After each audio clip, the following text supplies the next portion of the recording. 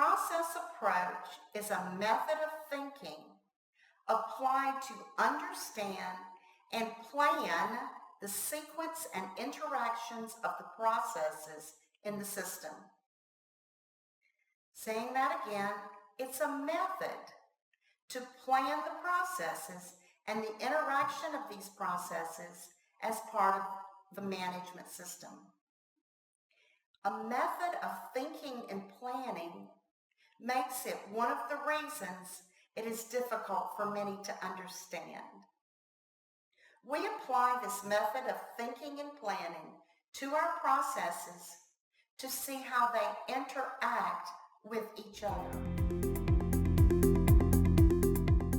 The purpose of the process approach is the same purpose as the ISO 9001-2015 standard. The purpose of the standard and the process approach is to provide consistent products and services to the requirements to enhance customer satisfaction.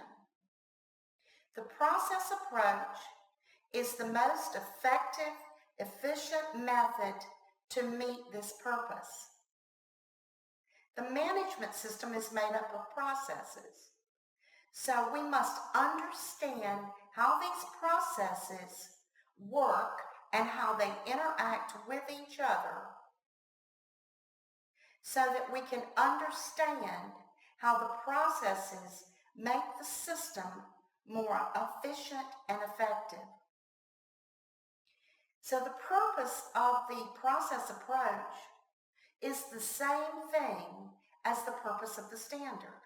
It is to make us to be able to provide consistent products and services to the requirements to enhance customer satisfaction. Well, the standard actually spells this out for us. If you go to subclause 4.4 of the standard, you'll see that the first thing that it asks us to do in there is to determine the inputs required and outputs expected of the process. This is how you implement the process approach. You determine the outputs required, expected, the inputs required.